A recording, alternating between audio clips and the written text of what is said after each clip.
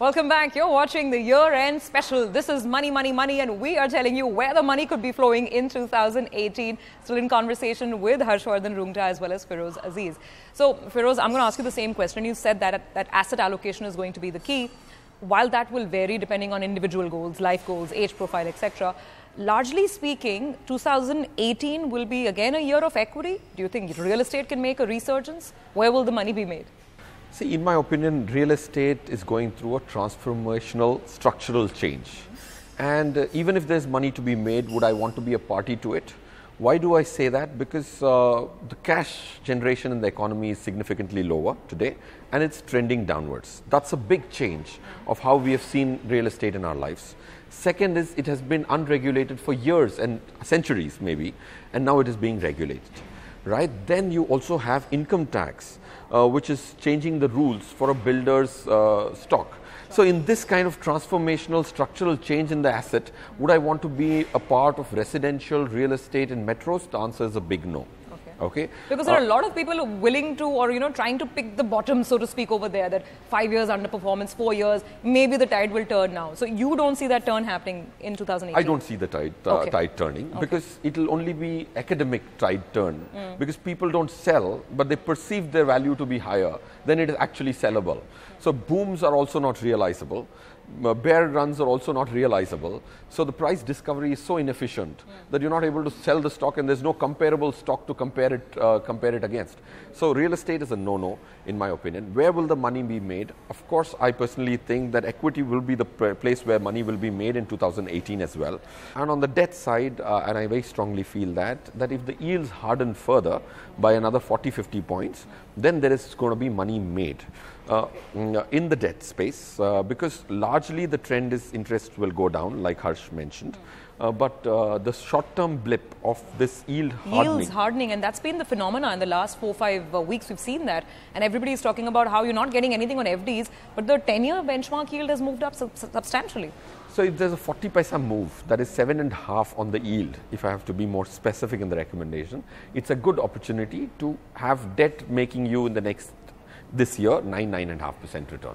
9.5% if the yields went to 7.5. Okay. And if you were agile enough to realize that and track that variable, because debt becomes a large component of one's portfolio. Okay. So that kind of agility and vigilance is very, very important on the debt portion because it's not 10% of your portfolio. It might, in Indian's case, it's almost like 70-80% of portfolio. Absolutely. Which is why I'm going to come back on the debt point because we need to know then which debt funds to be in if there is money to be made there as well. But Harsh, your thoughts quickly again on the asset class, mix, and which asset classes you think you would want to back this year?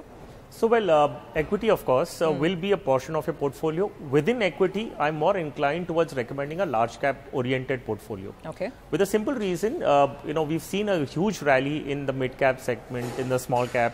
Now, we've also seen and interacted with fund managers to understand what is their outlook on the mid cap space particularly.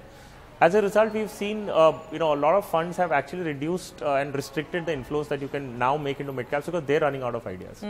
Now, the question is, if I were to invest into equities, where would I want to park my money? Where would I feel comfortable given the environment that I am in? So, my bet would be on large caps, the companies which are well established, the dominant positions, the cash rich. If at all there was a turnaround in the market, I'm going to see which company is likely to be able to bear and handle that kind of a crash in the markets. Okay, fair enough. So I'm going to quickly go over the fund list that Harsh has recommended. 5 funds as we promised, top 5 from both our guests today. So the first one is actually an ETF. This is really interesting. You're going with a plain vanilla IDFC Nifty ETF. That's correct. Okay.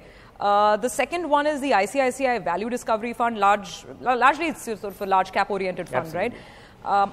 I checked the returns, so we're talking about 19% in the last 1 year, which means it's actually underperformed a couple of its large cap peers. Then why would you go for this fund? So ideally, if you look at the investment philosophy of ICICI and Naren as a fund manager particularly, he's been very conscious about the valuation parts. So he's not gone with the euphoria in the markets, and he's just not picked up anything that has potential for a growth. Okay. So there is, as the name suggests, is value discovery. Sure. So the idea is that you will want to invest into into companies which offer a value proposition at this juncture. Okay. That's why I said at the beginning, my opinion about 2018 is to have a cautious approach in equity investments. Fair enough. Okay, makes sense. The next one that you've picked out is the HDFC Mid-Cap Opportunities Fund, that's done really well. I think 34-35% in the last 1 year itself.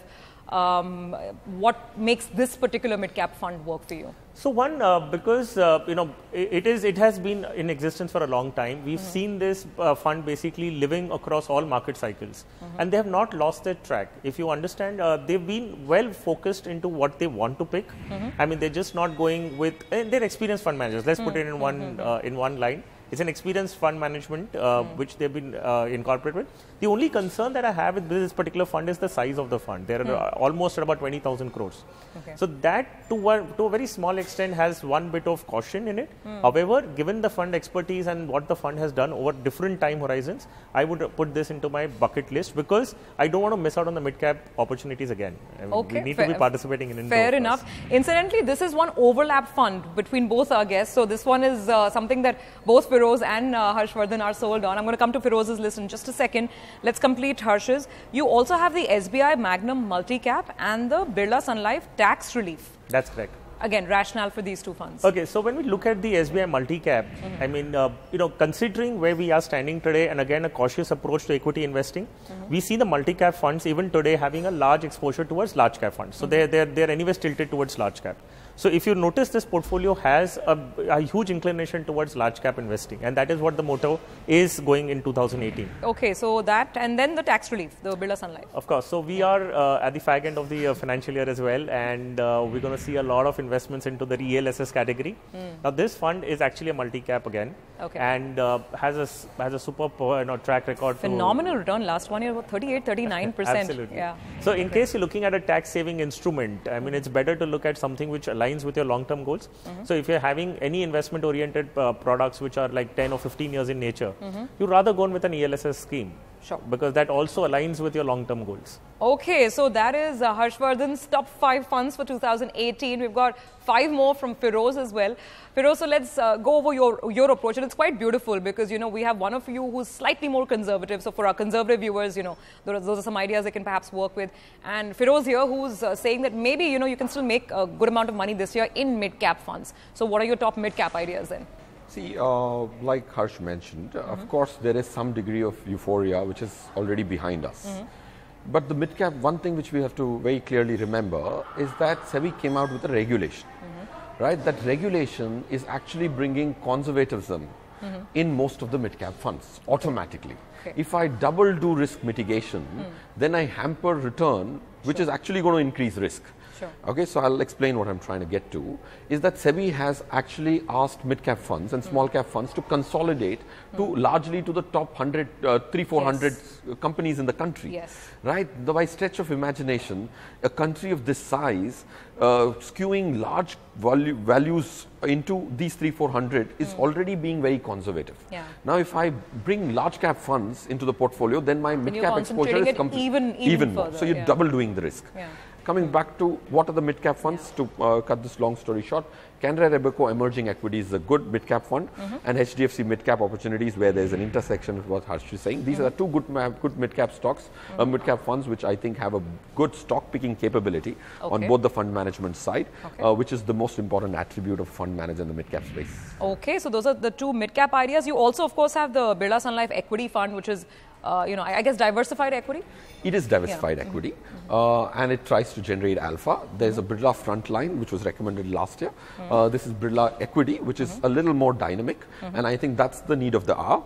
As long as you don't be static, and if you leave more discretion to the fund manager, you will be safer and still have an expected return greater than So it's more or less an actively managed large cap fund. Okay, and 2 more, the Kotak Select Focus, which you've been very consistently recommending that fund for a while now. And the Mirae Asset India Opportunities Fund. So what's working in their favor? See, what happens is Anand Rathi's method of choosing is not on the basis of past performance. Statistically, there's a measure to indicate future performance, better indicate, not completely indicate. So if you use a method called regression, which throws up schemes much before they start performing, and Kotak Select Focus has been recommended using that method is why it's a little, and then performances have been stupendous post facto. So both these schemes, in our opinion, have a future prospect greater than the past one. So I would continue to recommend them for the last 3-4 years. So that's why it's consistently been there in the recommendation. Absolutely. Well, we have only covered equity funds as of now. There's a long way to go. You need to know where you can make money in debt this year, the sort of debt mutual funds, and of course a couple of other important aspects of personal finance. Insurance, do you have the right policies? Have you figured out what you're doing for your retirement? The conversation continues after the break.